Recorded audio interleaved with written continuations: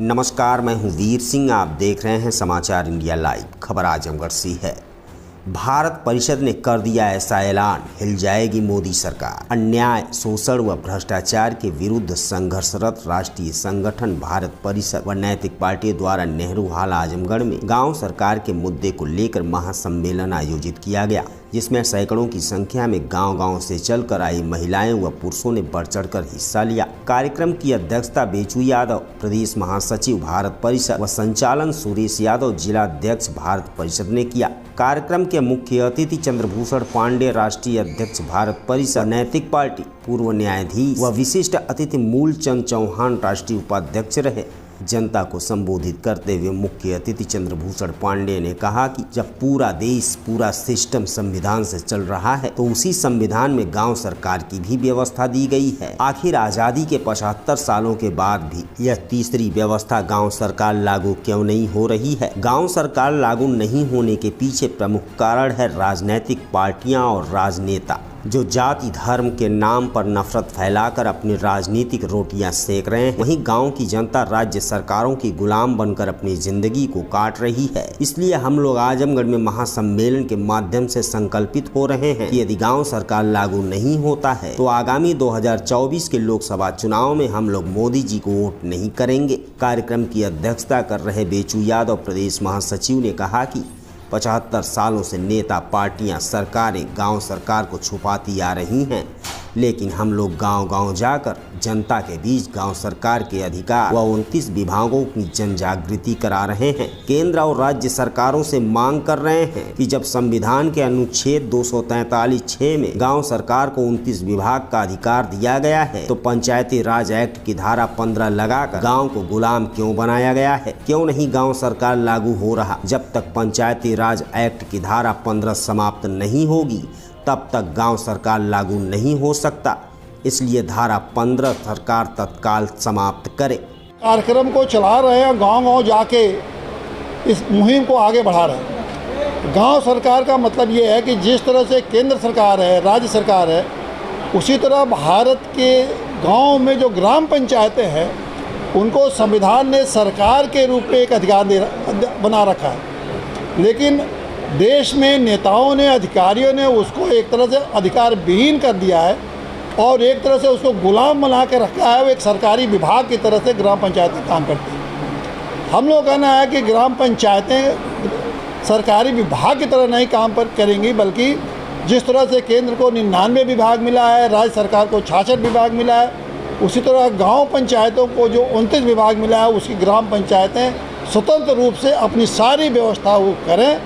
उनका वित्त आयोग अपना अलग हाई है, उनका ये चुनाव आयोग अलग है, उनके सारे अधिकार अलग हैं। संविधान ने अधिकार दिया, उस तरह से काम करें। आपको अपने अभियान में सफलता इसलिए नहीं मिलती है कि जब जैसे ही गांव सरकार मिल जाएगी, 6 लाख देश के गांव हैं, जहां के 1 अरब लोग रहते हैं, अगर ये लोग अपनी व्यवस्था खुद चलाने लगेंगे तो ये देश के नेताओं और अधिकारियों को न लूटने, खाने की और अपने अय्याशी करने की और ऐश करने की व्यवस्था एकदम खत्म हो जाएगी, क्योंकि उनका कोई मतलब ही गांव से नहीं रह जाएगा। तो इसलिए ये हम समझ गए हैं कि ये लोग नहीं करेंगे। आज हम लोगों ने एक कार्यक्रम की घोषणा की कि गांव सरकार लागू कराने के लिए अब गांववासी और गांव के पशु मिलकर इस आंदोलन को चलाएंगे, क्योंकि जिस तरह से गाँव के लोग को संवैधानिक अधिकार नहीं मिल रहा है, उसी तरह गांव के पशुओं को भी अपना संवैधानिक अधिकार नहीं मिल रहा है।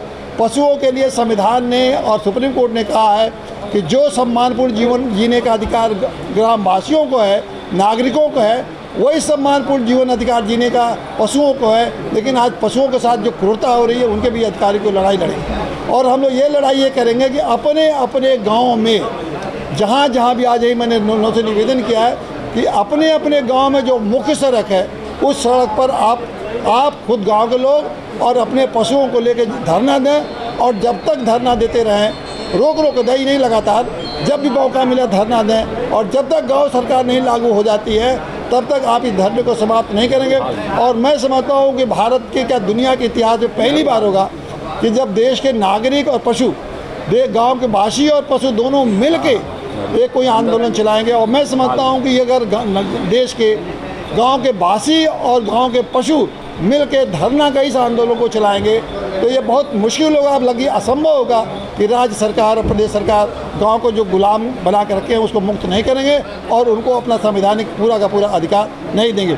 तो इसीलिए आज ये प्रस्ताव आजमगढ़ से पारित होके, और मैं समझता हूँ कि पूरे प्रदेश में और पूरे देश में इस प्रस्ताव को पहुँचाया जाएगा और लोग इस तरह से पहला ये ऐतिहासिक काम होगा कि ग्रामवासी और गांव पशु की एक संधि होगी और इस संधि के बेस पे हम एक दूसरे के दोनों के अधिकारों की रक्षा करेंगे। आज यह गांव सरकार का कार्यक्रम जो है इसे आजमगढ़ में नेहरू हाल में रखा गया है, जहां पर पूरे क्षेत्र से पूरे ज़िले से जो है गांव-गांव से लोग आए हुए हैं और गांव सरकार को बनाने में अपना एक संकल्प ले रहे हैं।